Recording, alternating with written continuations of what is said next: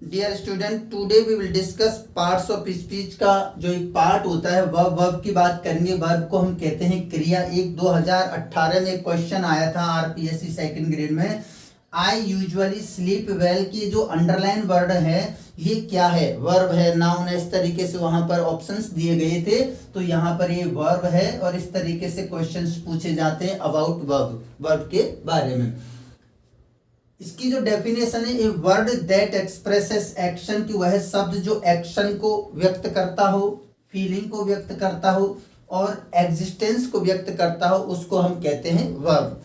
और verb is a central element of a sentence, की एक किसी भी वाक्य का अभिन्न अंग होता है, मेन पार्ट होता है, उसको हम कहते हैं central element of a sentence. कि without verb a sentence can't be made, कि बिना वर्ब के कोई भी सेंटेंस, कोई भी वाक्य नहीं बनाया जा सकता। अतः सेंटेंस में वर्ब होना अति आवश्यक है, इसलिए इसको central part of a sentence कहा गया है। अब ये टू टाइप्स में विभाजित की गई है वर्ब को। फर्स्ट है लेक्सिकल वर्ब कह सकते हैं, जिसको हम कहते हैं मेन वर्ब या ऑर्डिनरी वर्ब कहते हैं। सेकंड वन जो होती है वो ऑक्सिलरी वर्ब होती है, जिसको हम कहते हैं दूसरे शब्दों में हेल्पिंग वर्ब, सहायक क्रियाएं। देखिए यहां पर मेन वर्ब टू पार्ट्स में विभाजित की गई है। फर्स्ट है ट्रांजिटिव एंड सेकंड वन है इंट्रांजिटिव। ट्रांजिटिव वर्ब क्या होती है? कि a verb which requires an object after it to completed sense, कि अपने अर्थ को कंप्लीट करने के लिए जब वर्ब किसी ऑब्जेक्ट को लेती है, अर्थात विदाउट ऑब्जेक्ट कोई भी सेंस अर्थ कंप्लीट नहीं होता है। यदि कंप्लीट अर्थ होना है तो उस ऑब्जेक्ट के साथ होगा, तब उसको हम कहते हैं transitive verb.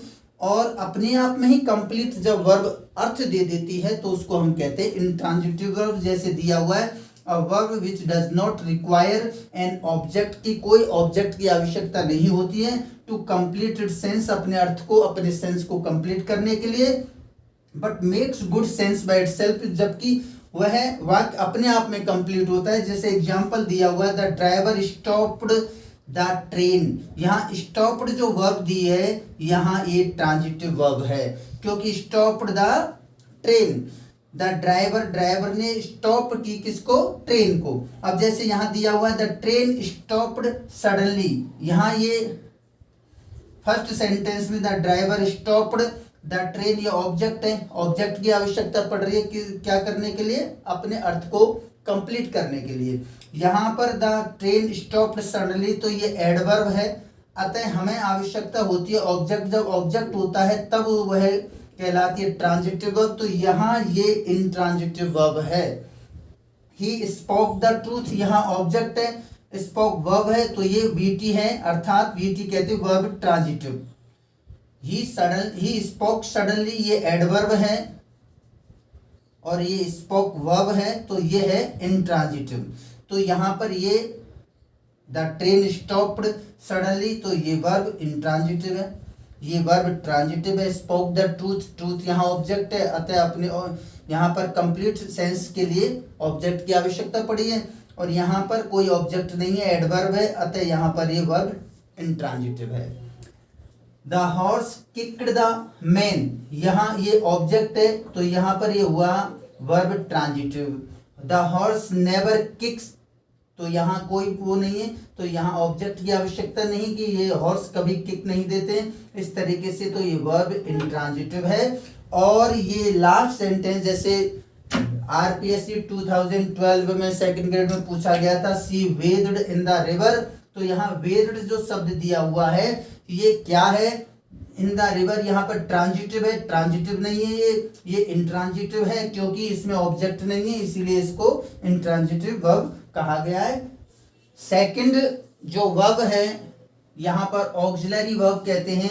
Auxiliary verbs helping verb कहलाती हैं, जिनको 3 टाइप्स में विभाजित किया गया है। यहाँ पर जैसे primary auxiliary verbs do, be और हैव। डू की वर्ब जो होती हैं वो डू, डज और डिड, ये 3 होती हैं। और बी की verb is, am, are, was और वर होती हैं। और हैव की जो वर्ब होती हैं ये होती हैं हैज, हैव और हैड, ये 3 होती हैं। और बी की जो वर्ब होती हैं वो होती हैं 5। तो ये टोटल हो गई 11 की प्राइमरी जो ऑक्सिलरी वर्ब्स होती है वो टोटल उनकी संख्या होती है 11। और नेक्स्ट बातें करते हैं मॉडल ऑक्सिलरी वर्ब्स की। Can, could, may, might, shall, will, should, would, must, ought to, ये टोटल 10 हैं और प्लस 3 टोटल हो गई 13, 3 हैं और यूज टू, नीड और डेयर, इनको हम कहते हैं marginal auxiliary verbs. Marginal auxiliary verbs इसलिए कहते हैं बिकॉज दे आर यूज्ड, दो तरीके से यूज होती हैं, एक तो मेन वर्ब की तरह और एक ऑक्सिलरी वर्ब्स की तरह, अर्थात मॉडल वर्ब्स की तरह इनको हम यूज कर सकते हैं, हेल्पिंग वर्ब की तरह हम इनको यूज कर सकते हैं, इसलिए इनको मार्जिनल कहा गया। मार्जिनल क्यों कहा गया? क्योंकि इनको मेन वर्ब की तरह भी हम यूज कर सकते हैं और इनको हेल्पिंग वर्ब अर्थात ऑक्सिलरी वर्ब्स की तरह हम इनको यूज कर सकते हैं, इसीलिए ये टोटल जो होती हैं 13 होती हैं और इन वर्ब्स को हम कहते हैं टोटल एनामोलस।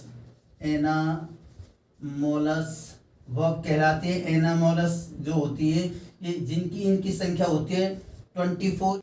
एनामोलस 24 जो वर्ब्स होती हैं ये पूछा गया था 2012 में पूछा गया था आरपीएससी में। इनको हम कह सकते हैं फ्रेंड्स ऑफ नॉट कॉन्ट्रैक्शन, जब नॉट के साथ यूज होती है जिनकी संख्या होती है 24। Thank you.